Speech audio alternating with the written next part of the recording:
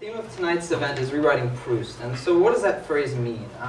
Here's a book that's so fundamentally held together by the idea of writing that we can sort of say that, like, young Marcel and Marcel Proust, the author, are always rewriting Proust, like, the MC Escher hands that are always drawing each other in some fashion. But I think more interestingly, in 1919, Proust published a volume called Pastiche et Mélange, which was a sort of study of literary style in a particular method that was bizarre, but at the center of it is a text called the Le Moine Affair. And for context, the Le Moine Affair was a De Beers scandal where someone fooled a bunch of investors into thinking that he could synthesize diamonds, and the story was like wildfire in France. And so Proust took it and he rewrote it in the style of, he did several pastiches. He rewrote it in the style of Balzac, Flaubert, Saint-Simon, real, sort of people who shaped French literature. And so my question, I think the first thing I'd like to start with is, with this idea in mind, sort of starting with Charles, you sort of focused on the idea of the literary masterpiece. What do you think what we can learn sort of as writers and readers from any sort of manipulation of a work of literary significance like À la Recherche? Well, for once I would say that I'm not Proustian, not more that he himself was a Bergsonian, after Bergson, the philosopher, who was a specialist of memory, whom he read all along, but that's not because he read Bergson that he was a Bergsonian. So all of us here are not Proustian, I would say, and I'm sure we are not, because we have read Proust. Before rewriting Proust, we have hopefully reread Proust. And in fact, what you say, the writing of pastiche is a very interesting way not to become a Proustian or an imitator of any writer. That's what I learned myself the first time I read this. It is a method, by the way. If you don't want to be contaminated by Proust, because it's no use to rewrite Proust since Proust existed. So the only way not to be contaminated, he's so profound a writer, so influential, that the best way is to write pastiche, which I did myself in this book that you mentioned before, Le Grand Livre de Proust. I wrote a pastiche of Proust. And in fact, it's a pastiche of the end of the novel, where everyone discovers that, where the narrator discovers that everyone has become very old and he doesn't recognize anyone. And in my pastiche, it's exactly the same thing. The narrator arrives and he doesn't recognize anyone because of plastic surgery, in modern times. So, apart from that, the writing pastiche is the best way to penetrate oneself with the style of an author and not to redo what he done himself. That's the best way not to rewrite is to rewrite. Is that Daniel? clear? Well, so to answer that, I come from a very different tradition, which is the Oulipo, just for general context, is this French-based group that started in 1960, whose collective project is to explore the potential of literature through mathematical and linguistic structures. And a lot of the Oulipo's exploration is rooted in pastiche, but not so much for authorial reasons. That's André coming. Yeah. Oh, you know who's fault it was. Please. I think the purpose of pastiche, or experimenting with a text in the Oulipian approach, is sort of to poke and prod at it to see what it's actually made of and how strong it is and what it can withstand.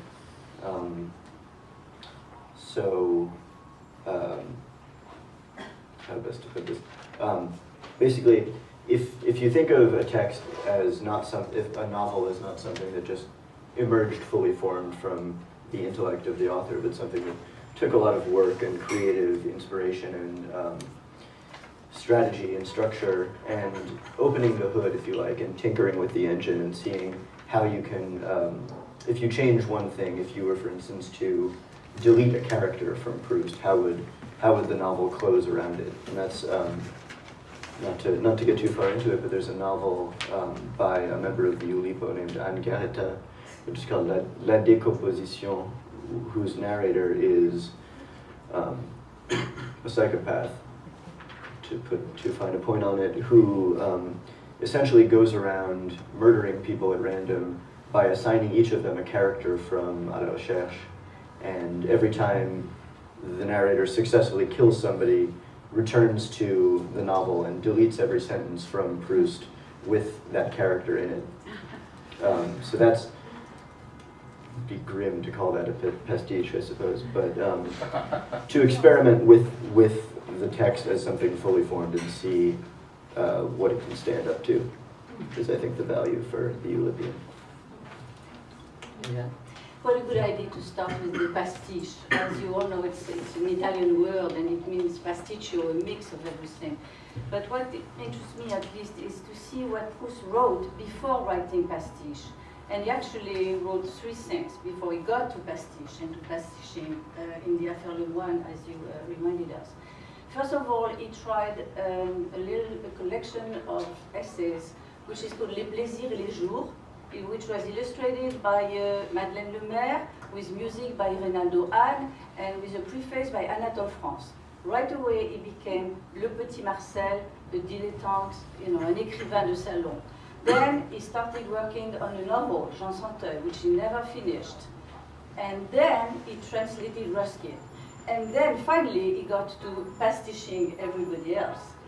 And my theory, it's only a theory, is that he had to prove that he could write like Renan, like Saint-Simon, like everybody else, until he could start writing as he could write, until he found his own voice with À la Recherche du Temps Perdu, and it is a scoop, we just discovered that he did not start in 1908, but in 1906. You can imagine what it means to us.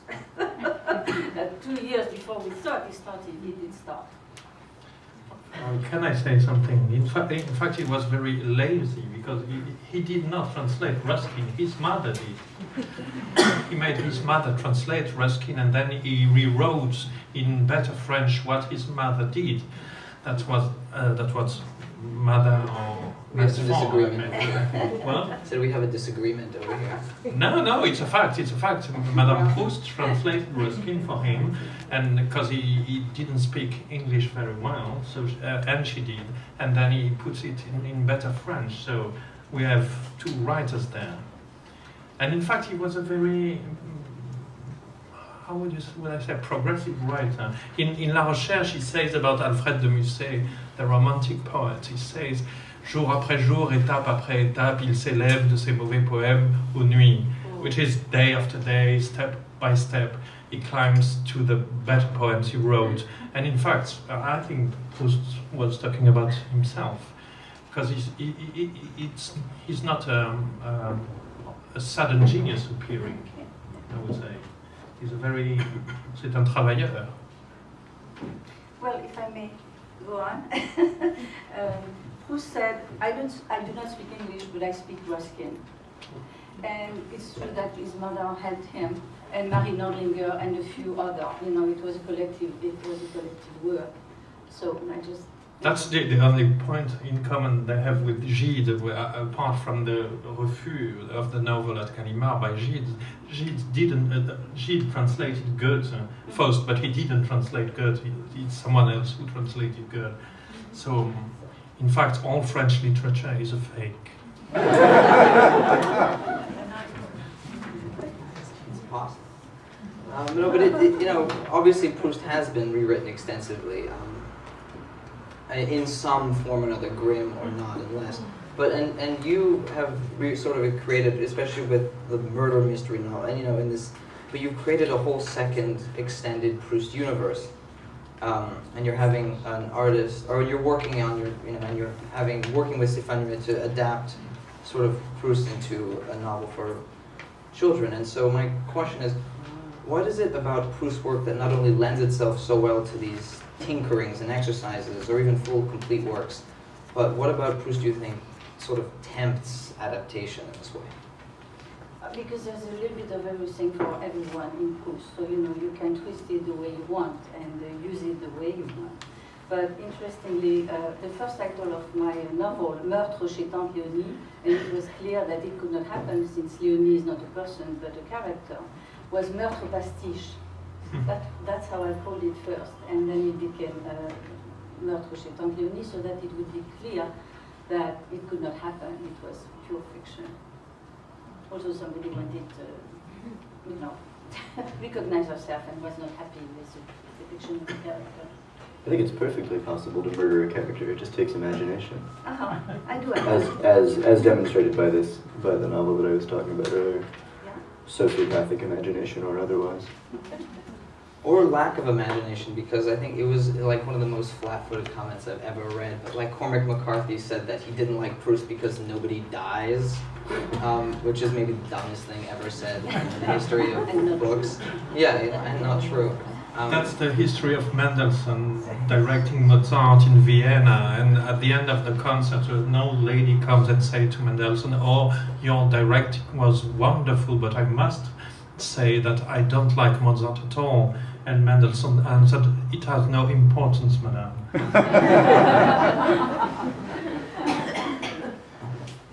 Well, I mean, Daniel, what do you think, sort of, what, especially with a work like Proust, what do you think, you know, in a strange way, seduces eager or overzealous, or maybe even equipped, well-equipped writers into adapting it or rewriting it?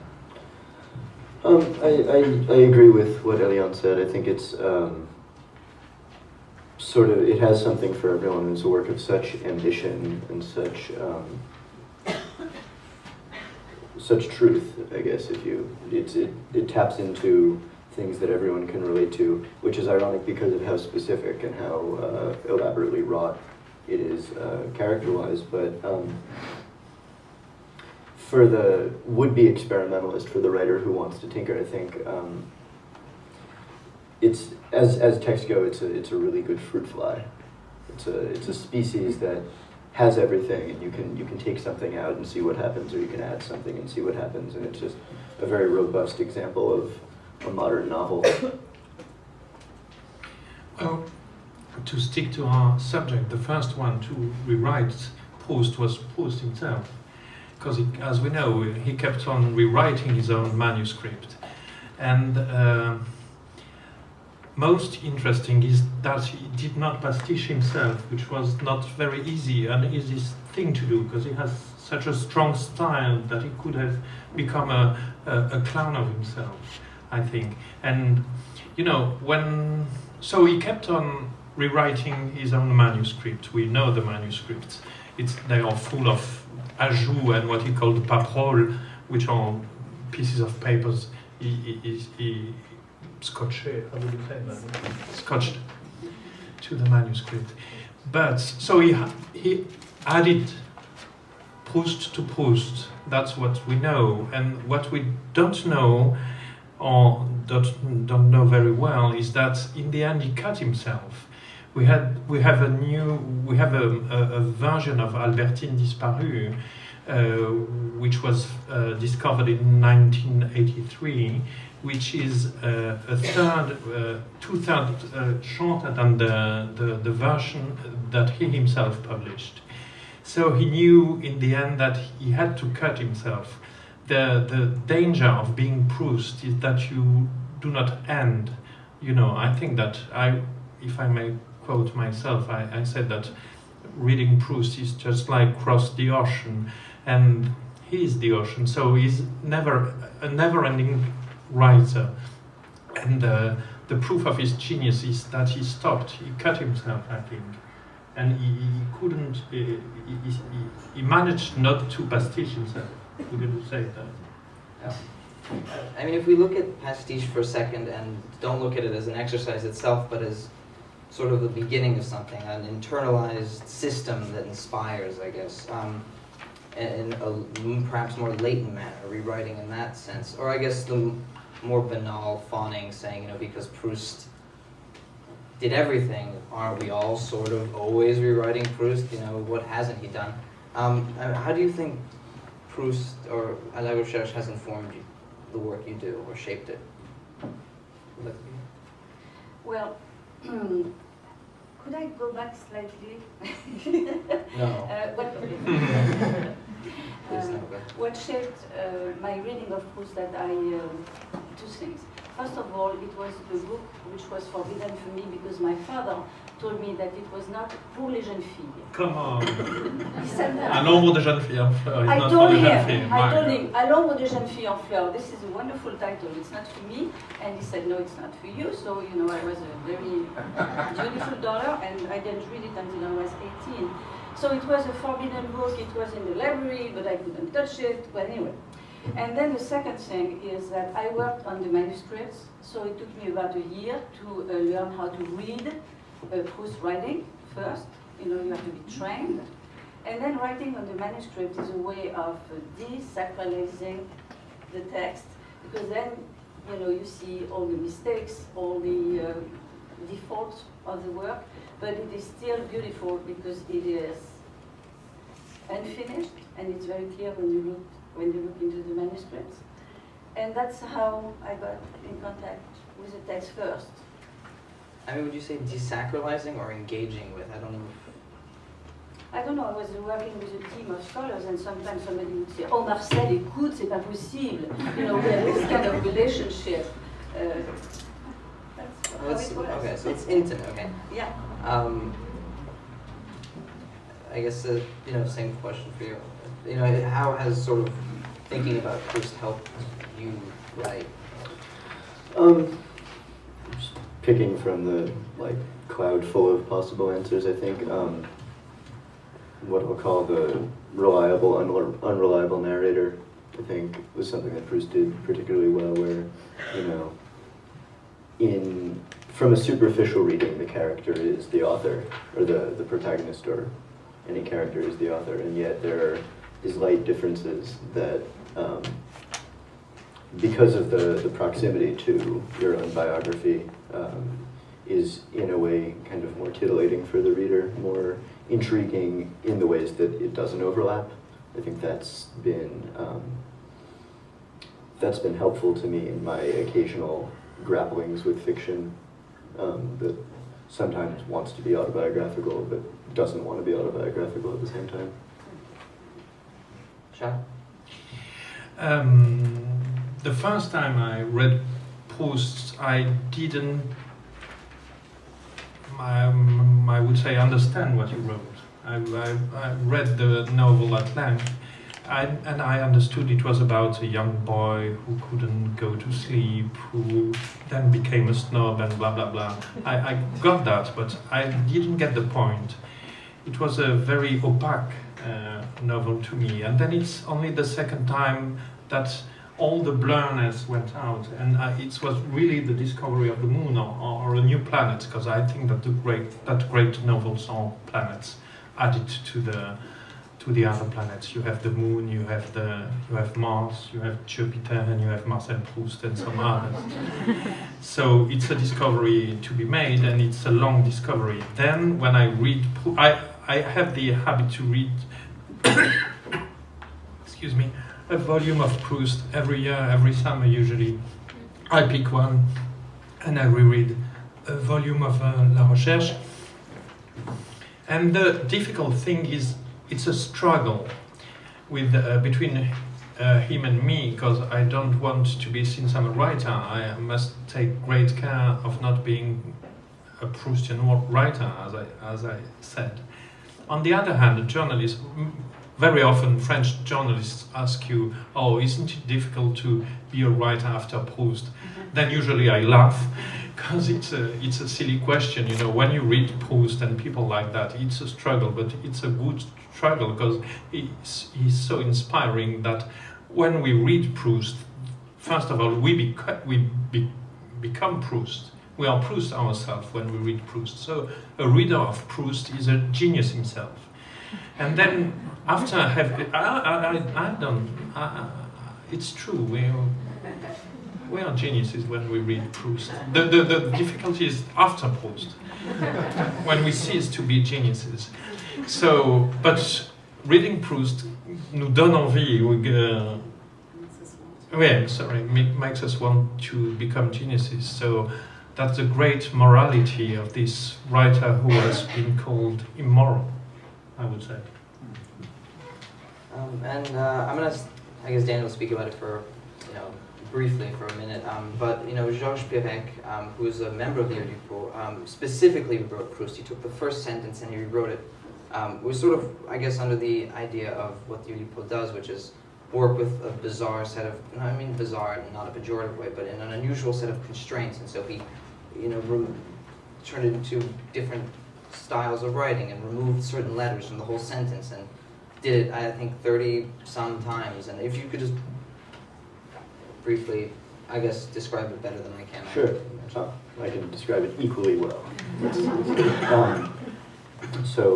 think it was 1975, as we discussed earlier. Perec just took the first sentence, Longtemps je me suis couché de bonheur, and to keep the fruit fly metaphor, submitted it to, I think, 35 variations, 35 experiments. And so, for instance, would remove one letter or change a letter. So probably the easiest example is to, instead of Longtemps je me suis couché de bonheur, it became je me suis bouché, je me suis douché, je me suis mouché, and then finally the inevitable je me suis touché, which mean respectively, for a long time, the basic sentence is, for a long time I used to go to bed early, and she changed to, for a long time I used to blow my nose early, I used to take a shower early, I used to touch myself early.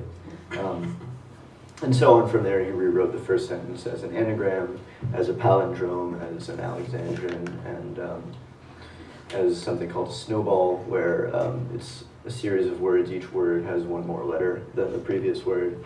And at one point in the middle, he just says, like, another perspective, which is Marcel au lit, or Marcel, go to bed.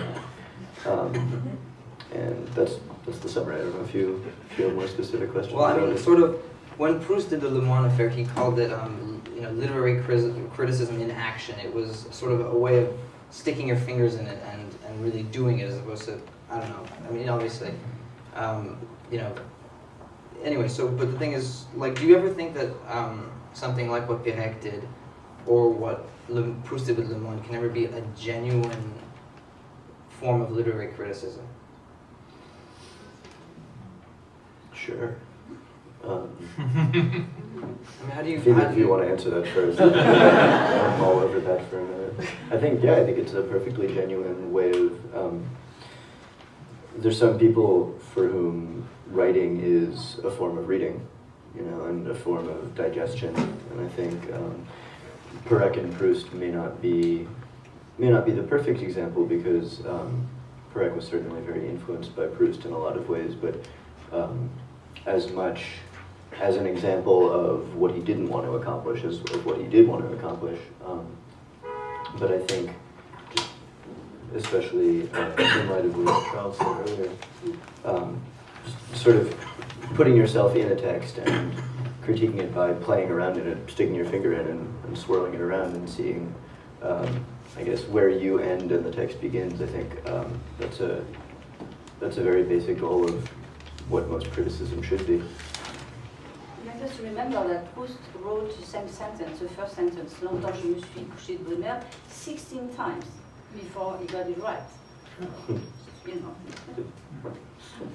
That's still only 20 fewer than Perec. So that's right. What do you think?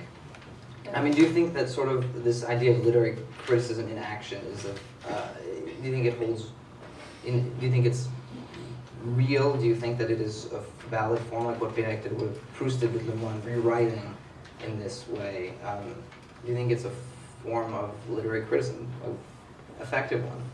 I really think that it depends on how you define literary criticism. Let's think about that for a second, really quickly. But tell me what you think. What is literary criticism to you guys? what is writing a good criticism. novel. Oh, okay. Well, then you have your answer.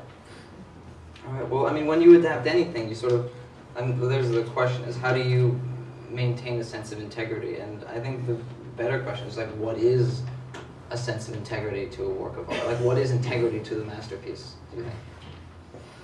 Well, the first critic is the writer, is the novelist, and Proust was. We must not exaggerate the pastiche. The pastiche was a funny thing, but I think that most often le pastiche are more parodies than pastiche, because in fact it gets to the subjects and not to the styles, more than to the styles of the writers he is supposed to pastiche. When he is pastiching Balzac in L'Affaire Lemoine, in reality he's pastiching the idiosyncrasies of Balzac, but in terms of subject, it's all about the French industry, where he describes a gown, a woman wearing a gown in his pastiche, and it in fact is not in the style of Balzac, but after the ideas of Balzac. It's about, and the sentence goes, et cette fine fleur de l'industrie française qui avait produit cette robe d'une cotonnade merveilleuse, which is an idea of Balzac, not the style of Balzac, I would say. And in fact, Proust was a great critic, one of the best pieces of critique we can find in the 20th century is an essay he wrote on Flaubert, which is called À propos du style de Flaubert, and the analysis of the style de Flaubert is a great piece of literary criticism that I think only a writer himself can do, because he's deeply in style and into style, the way he described the way that Flaubert himself has to begin sentences by the word "et," and it's a masterpiece by itself. And he couldn't write what he wrote as a novelist if he hadn't that finesse in matter of style, I would say. So that's it.